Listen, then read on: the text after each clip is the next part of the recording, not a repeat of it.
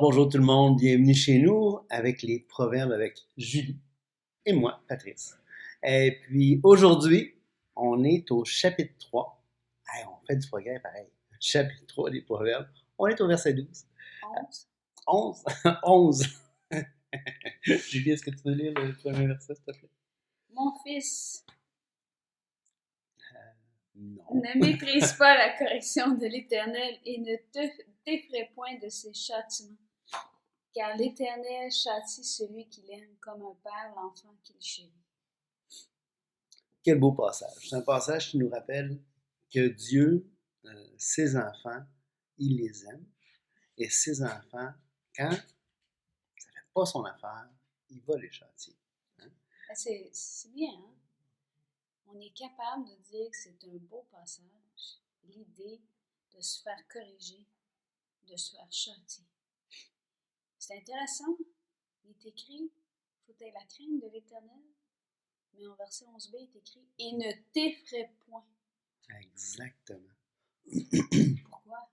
Ben, c'est ce qu'on disait. La crainte de l'Éternel, c'est pas avoir, quand on dit au Québec, c'est pas avoir la chienne de Dieu.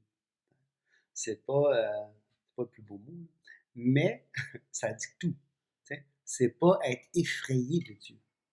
La crainte de Dieu, c'est une sagesse, c'est une confiance respectueuse et quand même craintive, dans le sens que si ça ne fait pas son affaire, Dieu, il va nous corriger, il va nous châtier. Mais le but de la correction, c'est pas rétributif, c'est correctif. Ça veut dire quoi? Ça veut dire que le but, on l'a dit pour la parole de Dieu, là, tu te souviens dans 2 Timothée 3,16, toute écriture est inspirée de Dieu et utile. Pourquoi? Pour enseigner, pour convaincre, pour corriger, pour instruire. Donc, la troisième, là, la correction, ça veut dire que la trajectoire, la mauvaise trajectoire, elle doit être corrigée. Je ne sais pas si ça avait été déjà en barque ou en chaloupe. Il y a quelques années, Julie et moi, on avait pris une chaloupe. Puis on s'était. Avoue, tu peux pas passer sous silence cette anecdote. Non, il faut que j'en parle quand même, là, tu sais.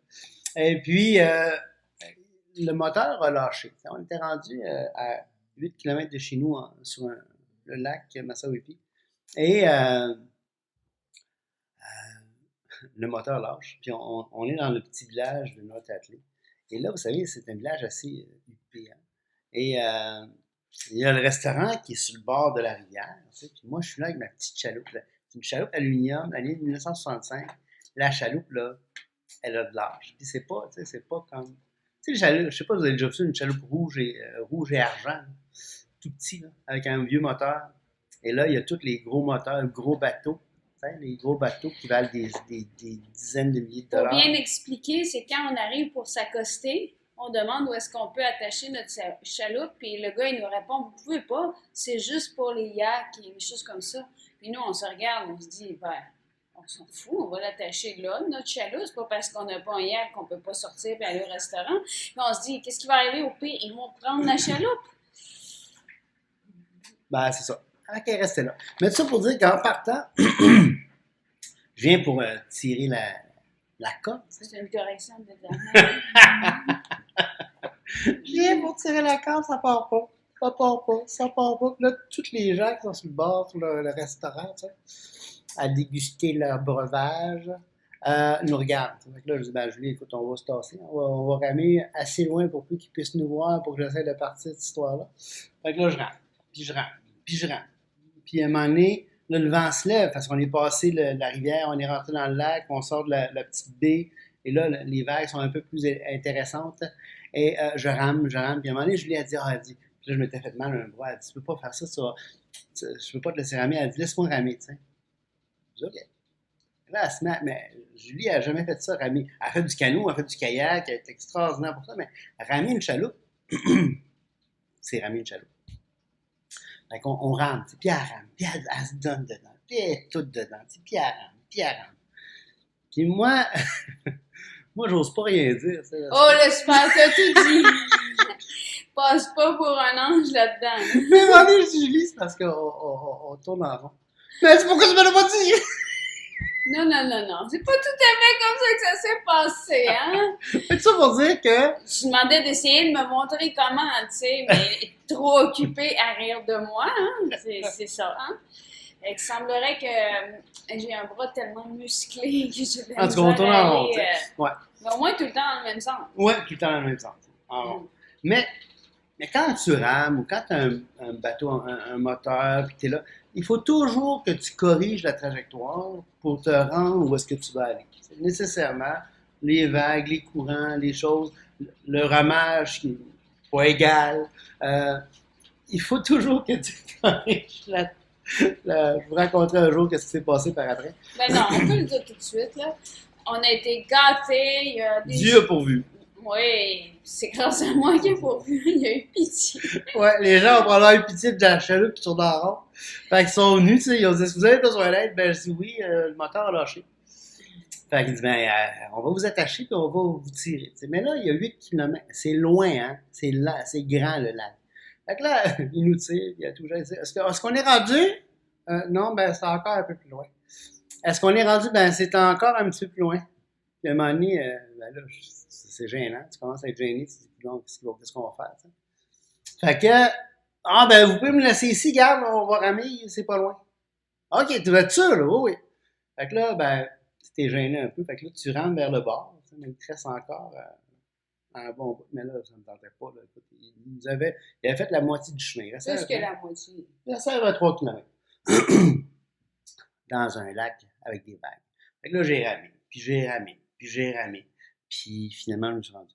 C'est ça pour dire que dans un lac, 3, 4, 5 km, quand tu rames, c'est pas en ligne droite. Il faut toujours, surtout en rame, tu vas un peu comme ça, tu vas un peu comme ça, tu vas un peu... Et c'est pareil en chaloupe, quand je prends la petite chaloupe, ben, c'est toujours une correction. Avec un moteur, avec un volant, c'est plus facile. Mais il faut quand même que tu corriges régulièrement la trajectoire. Et donc, la correction de l'éternel sert à ça. Sert à corriger notre trajectoire. Faire en sorte qu'on aille dans la bonne direction. C'est intéressant de voir que ce concept de correction et d'exhortation, de châtiment de Dieu est très présent dans la Bible. On va dans les psaumes, dans le psaume 94, ça dit « L'Éternel connaît les pensées de l'homme. Il sait qu'elles sont vaines. Heureux l'homme que tu châties, ô Éternel, et que tu instruis par ta loi. » C'est quel verset? Psaume 94, verset 12. Heureux l'homme que tu châties, ô Éternel, que tu instruis par ta loi, pour le calmer au jour du malheur. Ah, ça, c'est intéressant. Hein? C'est magnifique. Pour le calmer au jour du malheur. Jusqu'à ce que la fosse soit creusée pour le méchant. Donc, il corrige ses enfants, il les châtie pour qu'eux soient sauvés au jour du malheur. Ouais. Puis que le méchant, ben, il ait la rétribution de ses actes. Si on regarde aussi, c'est pas un concept qui est extérieur au Nouveau Testament. Non, on le voit dans Hébreu. Dans Hébreu 12, on va lire le contexte, 12 à partir du verset 3.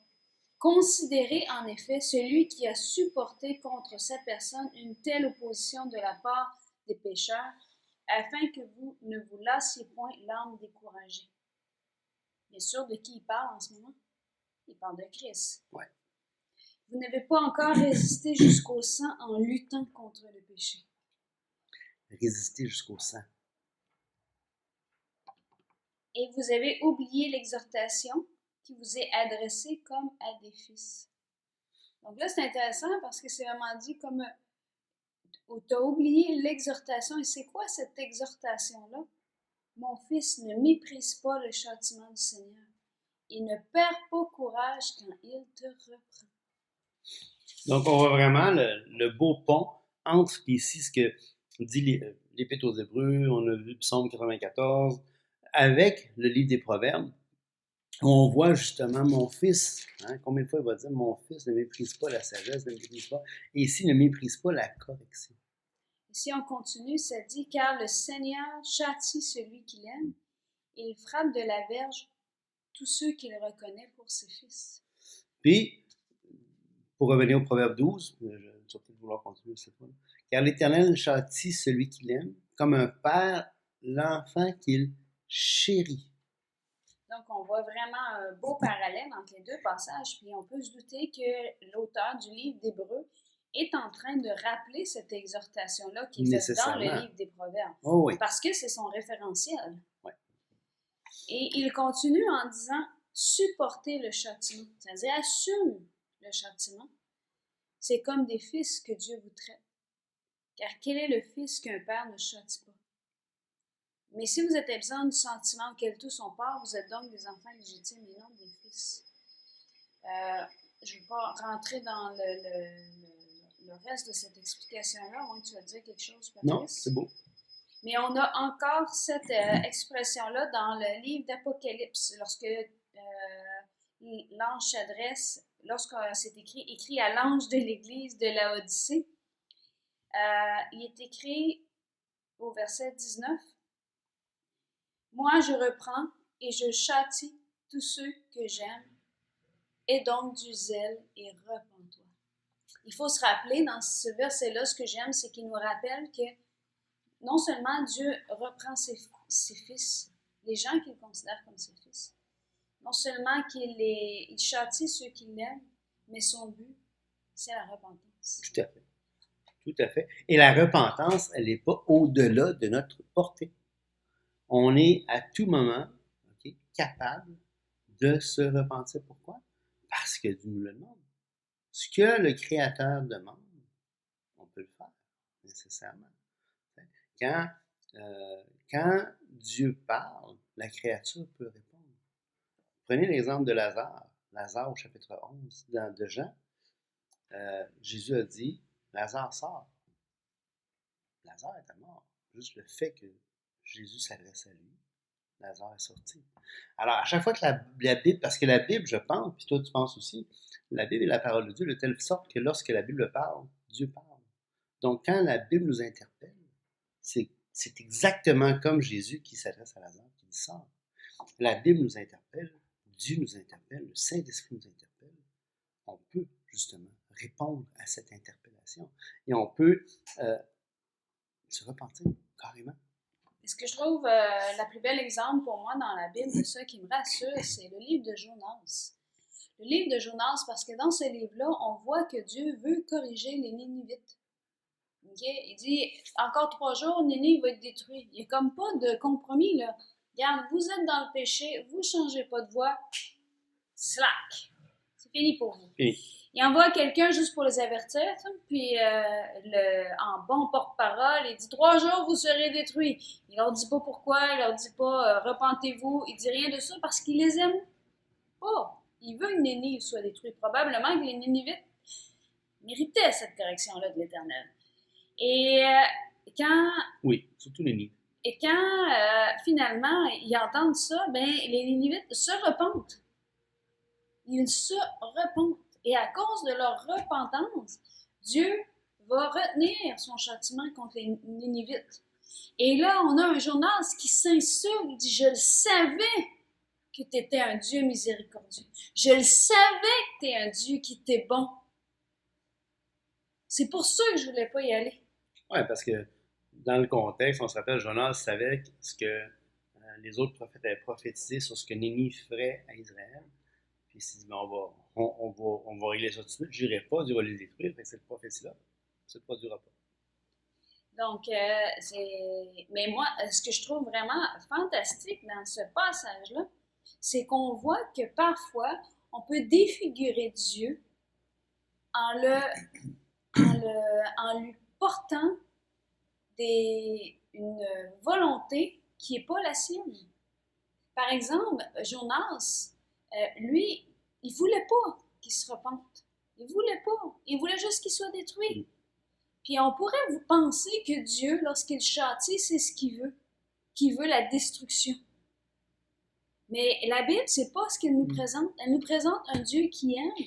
Et qui aime à tel point qu'il doit corriger, qu'il doit châtier, qu'il doit essayer de redresser. Parce qu'on n'est pas en train de s'en aller toujours dans les bonnes directions. Et la raison pourquoi Dieu fait ça, C'est pas parce que c'est un Dieu colérique, c'est pas parce que c'est un Dieu vengeur, c'est parce que c'est un Dieu amour.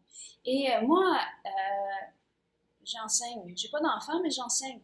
Si on s'en va à une sortie scolaire, puis qu'il y a, je sais pas moi, un trou, puis un jeune que je vois qui s'en va là-bas, puis qui va se faire mal, ben je vais lui dire quoi?